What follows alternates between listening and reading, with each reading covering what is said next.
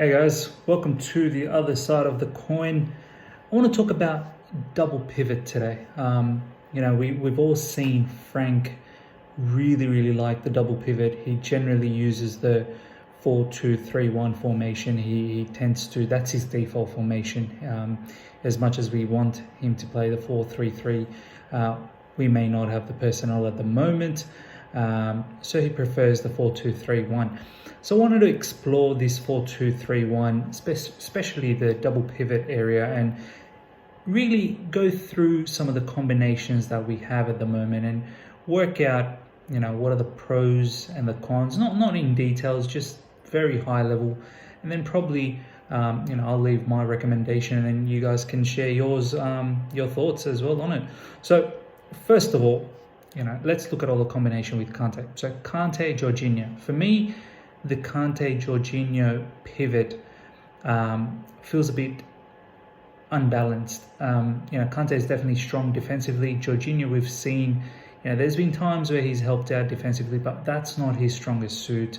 When it comes to, when there's counter attack, he lacks the pace. He gets caught out, and there's some gaping holes most of the times when top-notch oppositions, or even not even top-notch oppositions, any other oppositions, hit us in the counter or even play direct. We've seen Kante and Jorginho where at times where even Kante defensively has been a bit lazy.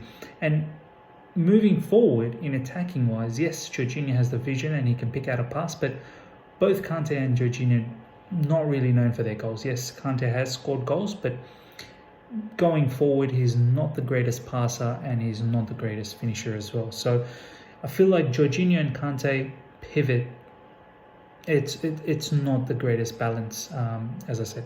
So now looking at Kante, Kovacic. Now for me, this particular pivot combination, once again, somewhat similar to Kante, Jorginho, where defensively, yes, Kante is always going to be king at it. But in terms of build-up here, when you have Jorginho, is probably better build-up. He loves the one-touch passing, and he can, easily get yourself out of trouble. Whereas Kovacic, yes, he can do the one-touch passing, but he is not always probably the greatest for build-up at the back as a register, or generally, yes, it is a double pivot, but one will shift somewhat a bit deeper, and that's probably Kovacic, and that may not be his strongest suit. We've seen a couple of games where Kovacic and Kante has played, but it's against weak opposition. So when it comes against strong oppositions, I'm not entirely sure if that's the greatest combination to play with. And once again, going forward, both of them don't provide much goals either. Now, many can argue, well, why do the goals have to come from them? Well, this season we need goals from many different avenues, and I don't think those two can provide that. Yes, Kovacic has scored goals this season, but he's not an out-and-out goal threat.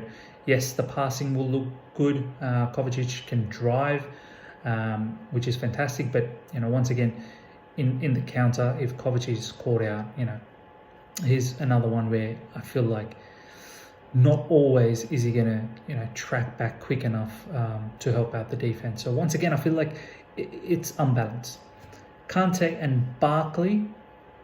Now, this is an interesting one. Once again, Kante defensively, I think he ticks the box in defense no matter what. Thing about Barkely is he does provide a bit of a goal threat. Sure, he hasn't scored much this season. He hasn't played much this season. He's been out of form, to be honest. But had we, had him at a better form, perhaps this combination might have worked. He does have the passing range moving forward. His vision is, a number 10 player. So he just hasn't performed at that level, unfortunately. But even defensively, he's probably robust enough to, sprint back and help out. So this could have worked, maybe not so much, I suppose, as a build-up from the back. None of them can build up, but then you'd have to change the style if you play that pivot. So once again, probably doesn't suit completely, but it is an interesting one. So those are the Kante ones. Now moving into Jorginho and Kovacic. We've seen this pivot. Personally, I thought that was a fantastic pivot. They understood each other so well. Their chemistry was so great. And for some reason, defensively, even though they don't sound like defensively they're sound, because you've got two players that are not great. Their greatest suit is in defense, but for some reason, the chemistry was so good. I guess they understood how to maintain the line. If one drove, the other one sat back. If the other one sort of went up looking for a good pass, Kovacic would sit back. So they just had that understanding, and there was a bit more understanding with defense as well. And we've seen this work. Once again, goal threat is a bit of an issue for this combination. Yes, the passing looks amazing. The build-up is going to look amazing. We're going to drive and be able to take the ball from defense to offense nicely. And then, both of their passing range is fantastic. So this combination has a lot more flair, I would say. And defensively, yes, they're not that strong. But as I said, their chemistry with the rest of the defense is probably pretty good. So this one definitely has a chance, and we've seen it. Next one is Jorginho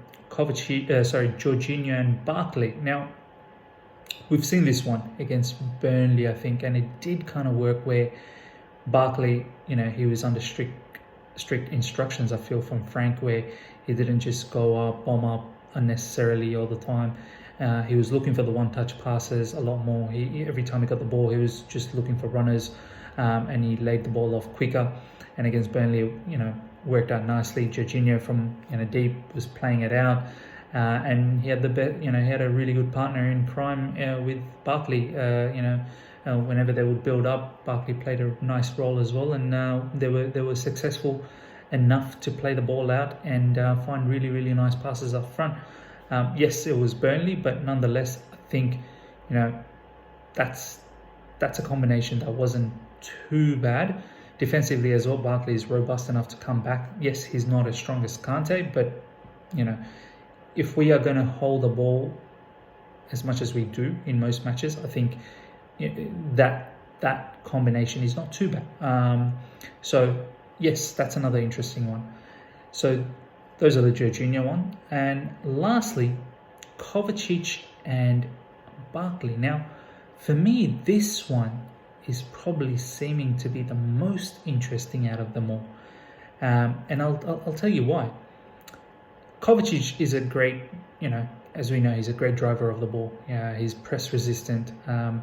He can play sort of that deep build up. He's not the greatest. He's not as good as Jorginho, but with someone like Barkely, they can definitely manage to play build up together. And Barkley's got the goal threat up front. Obviously, as I said, the caveat is he hasn't scored enough and he hasn't been great this season. But he does have, we know he does have the potential. He just needs to get that out. With Kovacic, he can drive forward. Barkely can hand back a little bit. He can find passes. Kovacic can find passes.